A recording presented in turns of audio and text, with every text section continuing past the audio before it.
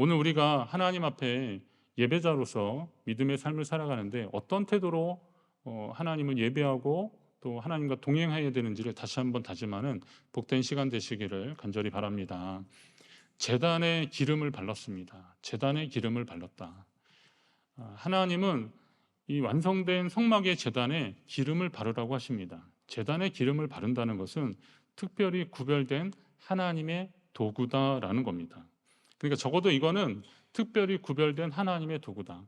성막에는 여러 도구들이 있었습니다. 뭐 집게도 있었고 고챙이도 있었고 뭐 여러 가지 그 재물을 다루는 그런 재료들이 있었고 또 제단도 그 나무로 짜고 거기에다가 놋으로 입히는 그런 제단이었는데 이거는 사실 하늘에서 뚝 떨어진 게 아니라 사람들이 다 만든 겁니다. 두들기고 펴고 자르고 깎고 그래서 다 만든 겁니다. 그런데 거기에다가 기름을 바르라고 하시는 것은 이거는 특별히 구별된 것, 거룩한 것, 그러니까 성별한 것이니까 이것을 소중히 여겨라라는 겁니다. 그런 의미에서 제단에 기름을 바르라는 것입니다. 저는 이 제단에 기름을 바르는 것은 구별의 의미인데 이 구별이 중요한 것은 거룩함의 시작이기 때문에 그렇습니다. 성도는 비록 세상 가운데 있지만 세상에 속해서는 안 되는 사람들. 여러분 이거 잘 많이 들으셨잖아요. 성도가 세상에서 구별되지 않으면 분리되고 말 것이라고 저는 이미 말씀드렸습니다. 여기에서의 분리는 세상으로부터의 분리가 아니라 하나님의 백성의 자리에서 분리될 것이다 라는 일종의 경고의 말씀입니다. 그렇다고 해서 우리가 세상을 또 무시할 수는 없습니다. 세상을 떠나설 수는 없지 않습니까? 예전에는 하나님을 더 가까이 하려고 산으로 지난번에 그 사막의 교부들 말씀드렸지만 그렇게 했지만 그것은 아주 특별한 사람들이고 그런 행위를 했지만 지금은 그렇지 않습니다. 하나님이 계신 그곳 그리고 우리가 사는 그곳에서 하나님을 더 잘 섬겨야 되는데 그러면 이 세상에서 살고 있는 성도들 이 삶의 현장 이 세상을 결코 무시할 수 없습니다. 그렇기 때문에 우리는 지혜가 더 필요하고 믿음이 필요합니다. 세상에서 살고 있지만 세상에 속하지 않은 사람, 세상에 속하지 않으면서도 세상에 하나님의 선한 믿음의 영향력을 끼치는 사람, 그래서 세상을 변화시키는 사람, 하나님이 이런 사람들을 우리 가운데 찾고 계십니다. 자, 그러면 이런 삶은 그냥 추상적이고 그리고 관념적으로 이상적인 그런 것이 그게 어렵기 때문에 그런 것으로만 여겨서야 되겠냐라는 겁니다. 예수님의 삶에서 그 대답을 찾을 수 있습니다. 예수님은 이 땅의 기준으로 보면 가장 낮고 천한 모습으로 오셨습니다. 구유에 누이셨고 그리고 예수님이 자라난 동네는 당시에 사회적으로 굉장히 소외된 지역이었습니다. 그리고 또 예수님의 신분도 그렇고 당시로서는 예수님을 봤을 때 누구 하나 그리고 예수님이 그 마리아의 아들이다라는 그런 말이 있을 정도로 그 출생에 대한 편견도 있을 정도로 예수님에 대한 온갖 그 여러 가지 부정적인 이미지가 그 종교인들 중심으로 가득했는데 그런데 예수님이 말씀을 하시니까 그 말씀에 권위가 있었다 그랬어요. 그가 가르치시는 것이 권위 있는 자 같고 서기관들과 같지 아니함이로라 그랬는데 하필 또 서기관 바리새인들 이 사람들을 꼭 지목해서 얘기하는 것은 그만큼 이 서기관과 바리새인들은 말씀에 권위가 없었다는 거예요. 왜 말씀에 권위가 없었을까? 그 사람들이라면 여러분 서기관 바리새인들이 예수님이나 세례 요한이 하도 욕해서 그렇지 혼내서 그렇지 이 사람들은 사실 그 당시에 유대교의 유대 공동 생활에 있어서는 기준과 같은 사람들입니다. 바리새인들이라는 사람들 자기들 그 자체가 표준이라고 생각했던 사람들입니다. 서기관들은 성경 말씀을 필사했던 사람들이니까 당시로서는 존경받고 인정받을 만한 사람들이었는데 왜 이 사람들이 이렇게 말하거나 행동할 때 권위 없는 자처럼 보이냐? 결국은 말과 행동이 말씀과 삶이 달랐기 때문에 그렇습니다. 그럼 다시 말하면 예수님은 말씀과 삶이 일치하는 삶을 살았기 때문에 그렇습니다. 가끔 영화나 드라마 보면은 어떤 사람이 뭐 못된 짓 하는데 갑자기 교회 가서 할렐루야 막 기도하고 막 그러잖아요. 그리고 하나님이 용서하셨다 이런다는 겁니다. 저는 그런 영화나 드라마 보면서 속에서 막 열 받죠. 아니 하필 저 작가가 누굴까 막 얼굴 좀 보고 싶기도 하고 왜 꼭 그렇게 표현할까? 이게 좀 화가 납니다. 그런데 가만히 좀 생각해 보니까 그럴 만한 이유가 있는 거예요. 그 작가들이 그렇게 쓸 만한 이유가 있는 겁니다. 왜 그렇습니까? 아니, 그런 사람들이 지천에 깔렸으니까 그러는 거예요. 잘못하고 하나님에게만 용서받으면 된다라고 생각하고 막상 내게 피해 입은 사람, 내가 문제 있는 사람, 나와 문제 있는 사람에게 가서 화해에 손 한 번 내밀지 않고 하나님께 용서받았다면 다 된다고 하는 사람들, 이런 사람들이 아무리 하나님이 당신을 사랑하십니다, 예수님이 우리를 위해서, 우리 죄를 위해서 십자가에 달려 돌아가셨습니다, 이런 말 한들 누가 그거 믿겠습니까? 거기에서 나오는 유명한 대사 있잖아요. 뭐라 그래요? 너나 잘하세요. 너나 잘하세요. 예. 그거 아시죠? 그 이영애 씨가 이렇게 와서 두부 먹이려는 사람한테 니나 잘하세요 그러는 거잖아요. 근데 볼 때마다 이렇게 가슴이 막 저며오고 조마조마하고 그렇습니다. 마치 세상이 다 우리를 그렇게 보지는 않을까. 그러나 그럼에도 불구하고 지금도 하나님의 말씀대로 살려고 애쓰는 분들 때문에 이 세상은 아직도 희망이 있고 하나님이 그런 사람들 통해서 역사하신다는 겁니다. 그러면 그것을 누가 이어가야 되느냐? 오늘 우리가 그 일을 해야 되는 것입니다. 그리스도인들의 삶에 있어서 말씀과 삶을 일치하는 삶을 살지 않으면 그 입을 통해서 전해지는 구원의 복음은 시끄럽게 울리는 꽹과리 소리와 같을 것입니다. 감사하게도 지난 주간에 부흥의 기간 동안에 하나님이 말씀이 삶이 되는 것을 계속 강사 목사님 통해서 말씀하셨습니다. 우리가 계속 강조했고 계속 소망하는 일들입니다. 하나님의 말씀이 여러분의 삶을 통해서 나타나고 드러나고 그리고 여러분의 삶이 말씀의 증언이 되기를 주의 이름으로 축원합니다. 제단에 기름을 바른다는 것은 하나님 백성으로서 하나님이 사용하시는 것에 대한 경외함이고 그리고 그것을 인정하는 것입니다. 기름을 바르면서 우리도 주님께 그렇게 사용되기를 바라는 의식이 그 안에 있는 것입니다. 기름 부음의 신비가 바로 그런 것들입니다. 우리 머리 위에도 거룩한 기름이 부어져야 됩니다. 기름 부음을 통해서 주님과 여러분이 하나 되고 주의 뜻 가운데 거하시기를 간절히 바랍니다. 제단을 봉헌하라 그랬습니다. 기름을 부은 그 제단을 하나님께 봉헌하라. 제단은 하나님께 제사 드리는 그 단인데 여기에는 제물이 꼭 있어야 됩니다. 제물이 없는 제단은 아무래도 뭐가 이상하지 않습니까? 신앙도 하나님을 지식으로 아는 것에 그치지 않고 주님께 자신을 드릴 줄 알아야 됩니다. 제단을 봉헌했다는 말은 바로 이런 것을 두고 말하는 겁니다. 봉헌은 또 결국은 자기 희생입니다. 하나님이 예수 그리스도를 이 땅에 보내신 것을 하나님의 자기 주심이라고 그러거든요. 그리고 성만찬 할 때 이렇게 주님의 몸입니다 하고서 아멘하고 받아들이실 때 주님이 자기 주신 것을 여러분이 받아들이시는 거예요. 그런 일이 되는 겁니다. 따라서 우리가 하나님 앞에 드리는 이 일들도 결국은 자기 희생입니다. 나를 주님께 드리는 겁니다. 드린다고 해서 뭐 많아서 드리는 것이 아닙니다. 꼭 필요하고 하나님 기뻐하시는 것을 우리가 하나님께 드리는 겁니다. 하나님을 사랑하고 그 은혜가 감사하니까 하나님께 봉헌할 수 있는 감동도 오게 되는 것입니다. 여러분, 같은 것을 우리가 소비를 하더라도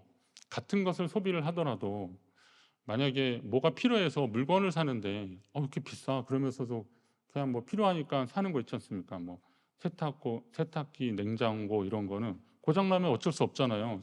냉장고 없이 어떻게 살아보겠습니까? 우리 아들이 한번 냉장고 고장났는데 그냥 살아볼게요 그러더니 결국은 샀습니다. 그러더라고요. 냉장고 없는 삶은 너무 불편하다는 거예요. 근데 그게 한두 푼이 아니잖아요. 결국은 사는 거예요. 자, 그렇게 살 때 여러분 냉장고 살 때 무슨 감동이 있고 기쁨이 있고 감격이 있고 막 그렇습니까? 그냥 좋은 거죠. 새 거 있으니까 기능 이런 것도 있고 신기하고 좋은 거죠. 그러나 하나님께는 똑같은 걸 드려도 거기서 드리는 감동이 있어요. 왜냐하면 내가 이것을 드리기까지 우리가 결단하고 또 하나님 앞에 드리는 시간까지 드리기까지의 모든 시간이 거기에 같이 있으니까 그게 감동이 있는 거잖아요. 믿음이 없으면 봉헌을 흉내는 낼 수 있어도 마음 깊은 곳에서 우러나오는 진정한 감사까지 하나님 앞에 드릴 수는 없습니다. 그래서 저는 성도님들이 하나님께 드리는 그런 것들이 굉장히 소중하다고 보는 거죠. 그걸 중요하게 여기는 것이 교회가 지금까지 가졌던 생각들입니다. 그래서 그런 마음 없이 하나님 앞에 드리는 것을 하나님이 싫어하신다고 아모스서를 통해서 말씀하고 계셔요. 내가 너희 절기들을 미워하며 멸시하며 너희 성회들을 기뻐하지 않는다 그랬어요. 너희가 내게 번제나 소제를 드릴지라도 받지 않겠다고 하십니다. 너희 살찐 희생의 화목제도 내가 돌아보지 않겠다고 하나님이 그렇게 경고하고 계십니다. 왜 그렇습니까? 예물을 드리는 순간까지 진정한 믿음이 없고 하나님의 공의가 생략되고 순종하는 마음이 없으면 이건 진정한 예물이 되지 않기 때문에 하나님이 그거 괜한 짓 하지 말아라라고 하나님 그러시는 겁니다. 그러면서 이어가면서 오직 정의를 물같이 공의를 마르지 않는 강같이 흐르게 할지어다라고 말씀하신 것은 우리가 하나님 앞에 드릴 때 그런 마음을 가지고 하나님의 뜻 가운데 살면서 드리는 사람들이 되라라고 말씀하시는 겁니다. 다시 말씀드립니다. 제단을 봉헌한다는 것은 우리의 삶을 주님께 드린다는 것입니다. 사랑하는 성도 여러분이 삶을 주님께 드리시길 바랍니다. 그 중에 한 가지는 무엇이 있을까? 뭐 여러 가지 영역이 있지만 제가 한번 생각해 본 것이 여러분의 입술을 주님께 좀 드리십시오. 우리의 말을 주님께 드리십시오라는 말씀을 드리고 싶습니다. 나의 말 한마디가 누군가에게는 비수가 될 수 있습니다. 요즘은 또 글로도 막 쓰고 그러니까 말보다 글이 더 많이 쓰는데 이 말은 그냥 날아가 버리는데 아니야 그래도 그게 막 꽂히더라고요. 이상하게 누가 칭찬하고 잘했다 이런 거는 그냥 그래요 고맙습니다 그러는데 뭐가 이렇게 딱 꽂히는 뭐 이렇게 부정적인 얘기하잖아요. 그러면 밤에 자다가 막 생각이 나고 그것 때문에 막 우라통이 터진다 이렇게 고백하시는 분도 있더라고요. 글도 그렇습니다. 글은 그냥 남습니다. 글은 나중에 또 보고 또 보고 또 보고 그러지 않습니까? 볼 때마다 속상하고 그런 겁니다. 자, 여러분, 물론 뭔가 잘못했을 때 그 부분에 대한 개선의 여지가 있어야 되죠. 누군가 또 잘 이야기를 해서 고쳐지고 또 거기에 반영이 돼서 삶에 반영이 돼서 좀 개선의 효과도 나타나고 그래야 될 것입니다. 그건 분명합니다. 그렇지만 저는 그런 일반적인 얘기를 하는 게 아닙니다. 내가 어떤 의도를 가지고 누군가를 비난하는데 사실이 아닌 얘기나 왜곡하는 얘기를 통해서 누군가를 깎아내리려고 하는 그런 시도들은 결국은 이거는 하나님이 기뻐하시는 거룩한 성도의 삶이 아니라는 겁니다. 그리고 반면에 또 이제 반대로 그런 걸로 속상해하시는 분들을 위해서도 말씀을 드린다면 내 앞에서 직접 얘기하는 거 아니면 거기에 너무 비중을 두지 마셔야 됩니다. 그거 자꾸 이렇게 얘기를 들었을 때 그것 때문에 힘들어하고 그러는 겁니다. 어떤 분이 그러시더라고요. 그게 자꾸 머리에 맴돈다는 거예요. 근데 확인할 길이 없다는 겁니다. 그래요. 물론 혹시나 돌아보셔서 스스로에게 부끄럽지 않으면 너무 거기 개의치 마시고 그리고 반복적으로 그런 얘기 나올 때는 누군가 한 사람이 이야기를 했을 테니까 그거는 뭐 자연스럽게 다가오지 않겠냐. 그러니까 여기에 너무 마음 두지 마시라고 제가 권면하고 있습니다. 하나님이 우리에게 입술과 말을 주신 이유가 뭐겠습니까? 여러분이 말을 주신 이유가 뭐겠습니까? 우리에게 혀를 주신 이유가 뭐겠습니까? 이것은 하나님을 찬양하고 예배하고 감사하라고 하나님이 우리에게 주신 거예요. 우리에게 하나님이 그런 도구를 주신 겁니다. 그리고 또 같은 형제와 자매들, 이웃들에게 사랑하고 위로하고 격려하고 힘주라고 권면하라고 그렇게 주신 겁니다. 그럼 이 축복의 도구를 가지고 저주의 도구를 만들어서야 되겠습니까? 그건 결코 하나님의 뜻이 아닐 것입니다. 믿음의 사람들이 명심해야 되는 것이 있습니다. 시편 기자가 그러더라고요. 여호와여 내 입술의 말과 마음의 묵상이 주님 앞에 연락되기를 원하나이다 그랬습니다. 한국에 오래 살았던 외국인이 한국 사람들 특징이 뭐냐면 혼잣말을 잘한대요. 그래서 목마르네 막 그러면서 먹고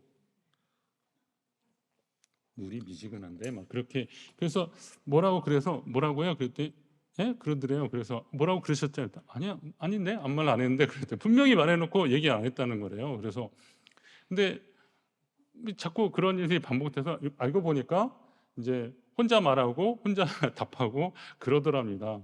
저도 그런 것 같아요. TV 볼 때 저 어떻게 막 그러기도 하고. 근데 이게 약간 연령이 높아질수록 더 그러는 제 자신을 알게 됩니다. 그러더라고요. 예전에 저희 할머니가 TV 보시면 저 여시 같은 거 저거 막 그러시는데 그러시더라고요. 근데 제가 그런 상황에서 이 말씀을 묵상하다가 딱 그런 생각이 드는 거야. 내 입의 모든 말들을 주님이 들으실 수 있겠다가 아니라 들으신다. 예. 주님이 광야에서 불평하던 백성들을 향해서 내 귀에 들린 대로 너희 말이 내 귀에 들린 대로 행하겠다. 광야에서 불평해서 우리가 여기서 죽게 됐다 그러니까 그래 너희 말이 내 귀에 들린 대로 하시겠다라고 하시잖아요. 그렇다면 어쩌면 무의식 중에 생각 없이 말한 그것도 하나님은 다 들으신다면 우리의 모든 말들이 이왕이면 주님이 기뻐하시는 말들로 표현되고 나아가면 얼마나 좋겠습니까? 베드로 사도는 누가 말하려면 하나님의 말씀을 하는 것 같이 하고 누가 봉사하려면 하나님이 공급하시는 힘으로 하는 것 같이 하라 그러셨습니다. 이게 어떤 봉사하고 복음 전하는 데 있어서 하나님 주신 것으로 하라라는 말씀이기도 하지만 또 한편으로 보면 우리가 하는 모든 말들 가운데서는 하나님의 뜻이 담겨져 있어야 한다는 겁니다. 뭐 100% 완벽하게 자나깨나 다 할 수는 없겠지만 그러나 모든 상황 속에서 그것이 기준이 되고 그리고 그런 삶을 향해서 나아가는 성도가 복된 삶을 사는 것입니다. 제일 중요한 것은 이 제단에 봉헌을 했다면 이 제단의 불이 꺼지지 않도록 하라 하고 주님이 또 우리에게 말씀하십니다. 제단의 불이 꺼지지 말게 하라. 제단의 불이 꺼지지 않게 하라. 이스라엘 각 지파의 지도자들이 하나님께 봉헌 예물을 드리는데 하루에 한 사람씩 나와서 차례대로 예물을 드렸습니다. 그러면 총 며칠 동안 드렸을까요? 적어도 12지파니까 12일인데 안식일 끼고 막 그랬을 겁니다. 자, 그러면 그 하나님 앞에 드리는데 이게 어느 지파가 제일 먼저 해라라고 순서를 정하라는 게 아니라 적어도 이 말은 매일매일 다른 지파의 대표들이 봉헌을 하면서 제단의 불이 꺼지지 않도록 하라라는 그런 말씀인 겁니다. 그러니까 주의 제단 위에 항상 불이 타올라야 한다는 것입니다. 레위기 6장에도 보면 불은 끊임없이 제단 위에 피어 꺼지지 않게 하라 그렇게 명령하고 계십니다. 제단 위에 불이 꺼지지 않게 하는 것이 이스라엘 백성들의 의무였습니다. 그래서 날짜를 바꿔가며 순서를 바꿔가면서 차례대로 그렇게 계속 봉헌을 했던 것입니다. 그렇다면 우리는 어떻습니까? 여러분의 삶에 있어서 하나님을 향한 제단의 불이 항상 피어 올라가고 있습니까? 어디를 가든지 무엇을 하든지 주님을 향한 이 제단의 불이 피어 올라야 하는 겁니다. 여러분들로 인해서 하나님 앞에 드려진 제단의 불이 항상 타오르게 되기를 간절히 바랍니다. 불을 뭘로 피울까 궁리하지 마십시오. 제가 아주 친절한 제가 안내해 드리면 기도의 불꽃이 꺼지지 않게 하십시오. 하나님 앞에 우리 춘천중앙교회 이 제단에 그리고 여러분의 삶의 제단에 기도의 불이 꺼지지 않도록 하십시오. 아브라함이나 이삭이나 야곱이나 아브라함과 이삭과 야곱 이렇게 계속 이어지는데 이 사람들이 그 축복의 통로로 계속 이어지는 이름들이지만 왜 이 사람들이 수지 맞을까 보니까 왜 이 사람들에게 하나님이 함께 하실까 보니까 가는 곳마다 하나님 앞에 제단을 계속 쌓더라고요. 보니까 가는 곳마다 제단을 쌓더라고요. 당시로서는 이제 보여지는 제단이겠죠. 근데 오늘 우리는 예배의 제단 아니겠습니까? 그리고 기도의 제단이라는 거죠. 이것을 하나님 앞에 계속 쌓아야 되는 것이 그게 바로 기도의 불이 꺼지지 않는 비결입니다. 기도를 못하는 대표적인 이유가 뭐냐? 기도를 잘 못하고 요즘 기도를 못하는 대표적인 이유가 바빠서라고들 이야기를 하시더라고요. 바빠서. 예. 바쁘면 기도 못한다고 얘기를 하시는 거죠. 근데 여러분 바쁘다는 것은 다시 보면 내가 하나님께 그만큼 부지런히 쓰임받고 있는 거잖아요. 그러면 하나님이 부지런히 사용하시는 그 사람을 통해서 하나님이 일하신다면 내가 만약에 하나님께 기도하지 않는다면 어떤 거예요? 하나님께 여쭙지 않는다면 하나님 필요 없습니다. 그냥 우리 자녀들한테 많이 듣는 얘기예요. 제가 알아서 할게요. 그러는 것이죠. 제가 알아서 할게요. 이런 소리를 계속 하나님께 하는 것과 똑같다는 겁니다. 기도하지 않는다면. 여러분, 목적과 방향이 정해졌고 그리고 그 가는 가운데서 정말 중요한 것이 뭔가를 안다면 그거 포기하지 말아야 되는 거 아닙니까? 여러분의 집에 가장 가치 있는 게 뭔가 한번 생각을 해보십시오.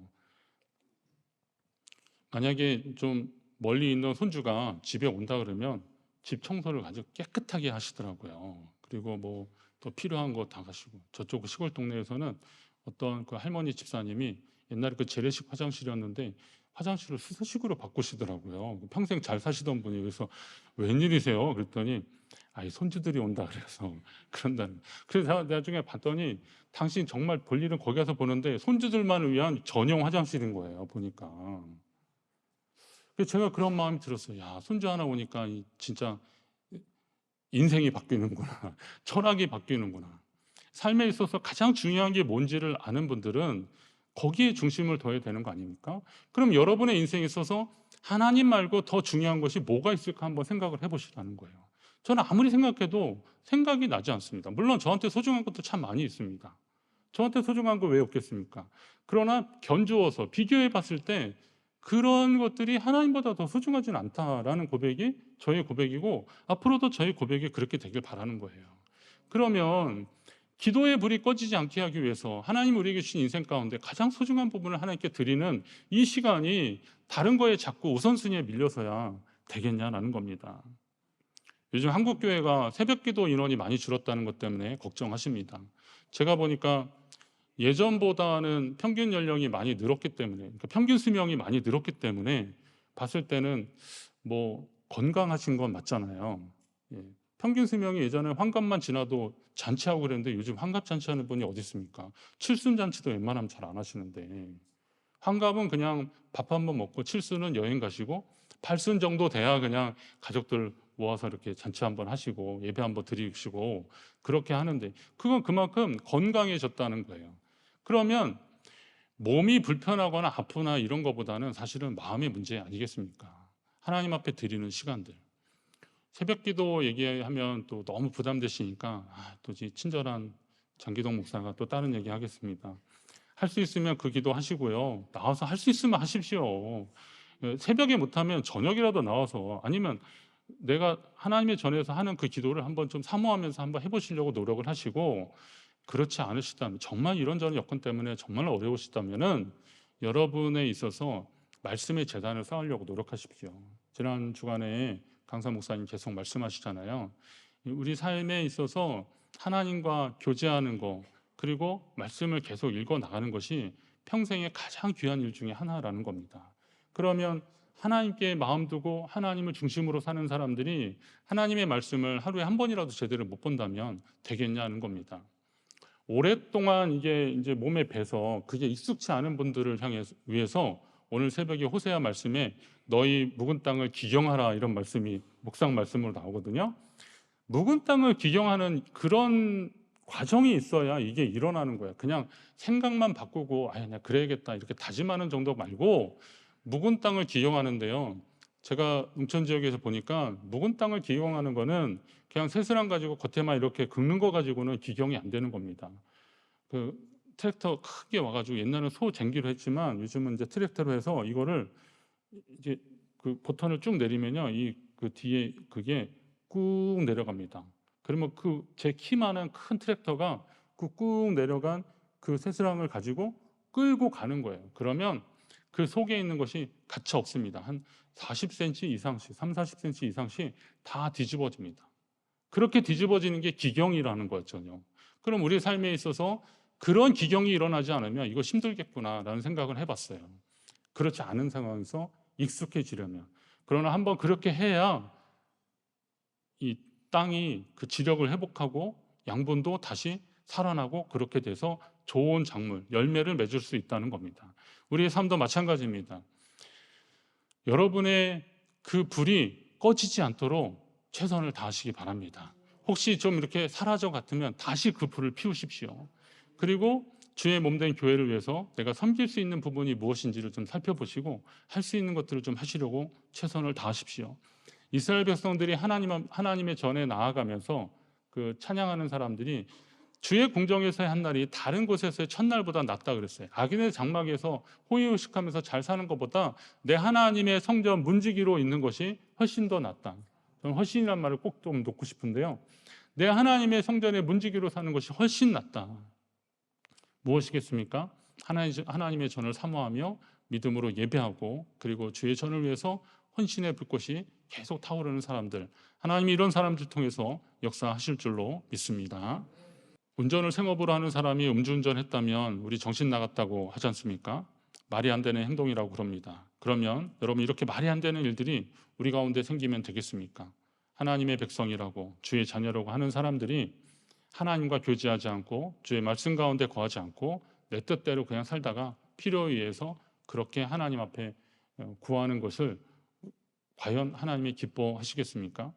오늘 하나님 우리 예배를 받으시고 이 제단에서 계속 하나님을 향한 희생의 제물이, 우리의 헌신이 드려지기를 원합니다. 주님의 제단에 여러분의 믿음과 정성을 동원하십시오. 그리고 그 믿음의 사람